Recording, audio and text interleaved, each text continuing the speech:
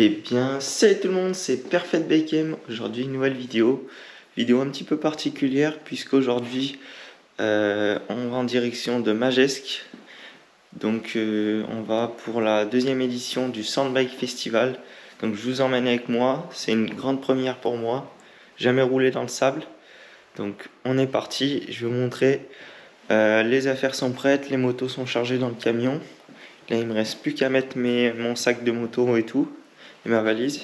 Et puis on est parti pour 7 heures de route aujourd'hui. Donc là, on est vendredi matin, il est 7 heures. On va décoller à 8 heures et on va rouler toute la journée parce que j'ai 6h30 de route pour y aller. Donc c'est parti. Voilà ce que j'emmène avec moi.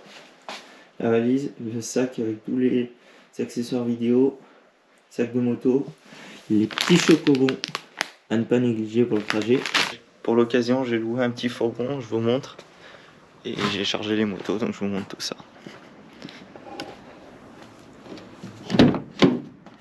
Voilà le bazar. Il y a les deux motos et le camion qui est chargé. C'est un peu le bordel, mais on est prêt.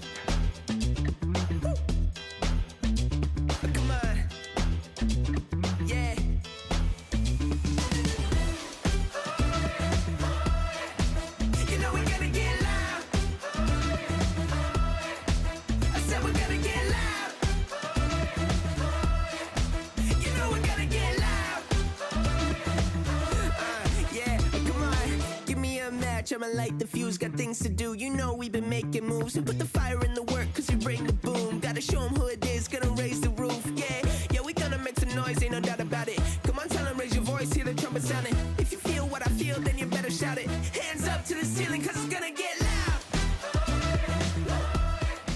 Bien arrivé au logement, je vous fais un petit tour. Voilà, petite cabane. Petit tour. De chambre et on est pas mal. Donc on vient d'arriver, on vient de faire 6h30 de route et là on va aller se baigner parce qu'il fait vraiment chaud et voilà.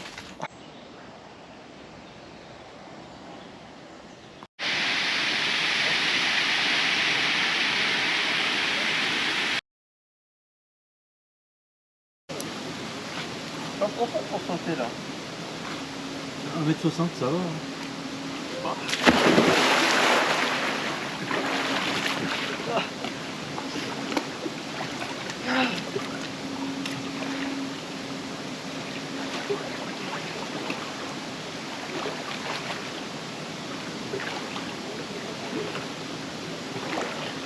Le programme de demain matin, je vais essayer la Ducati 450 et la Starvarg.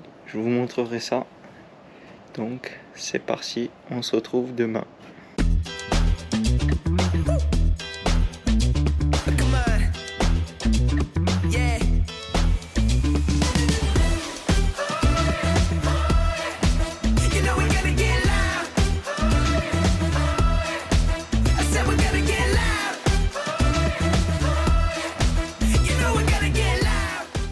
Ok, bon. Il serait peut-être temps de passer aux choses sérieuses, non? Vous croyez pas?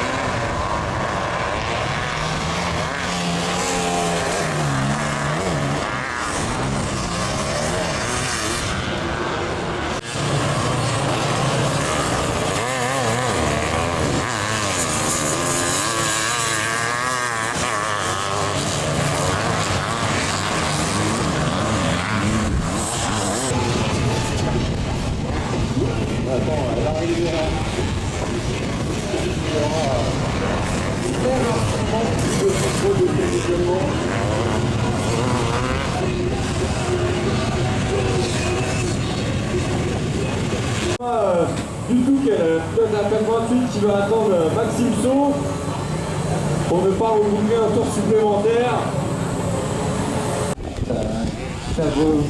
C'est parti vers la victoire doublée. Cette piste, elle est comment par rapport à ce matin? De mieux en mieux, c'est un régal, c'est vraiment cool, vraiment cool.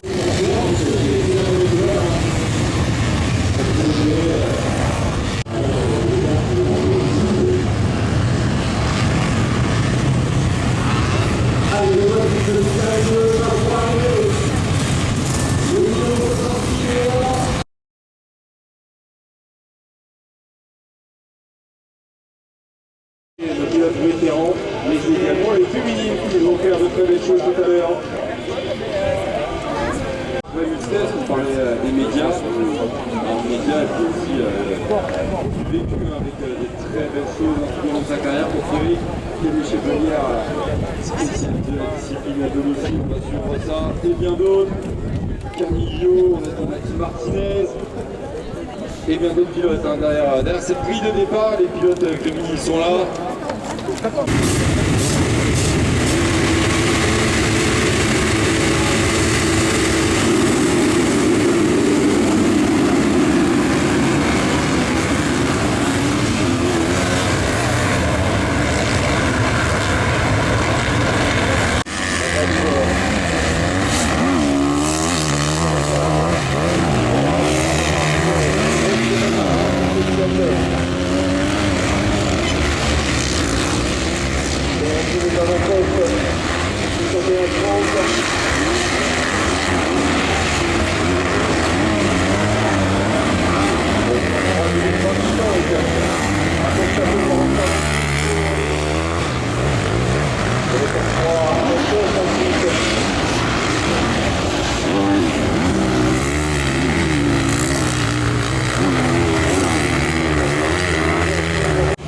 Déjà on fait quelques virages.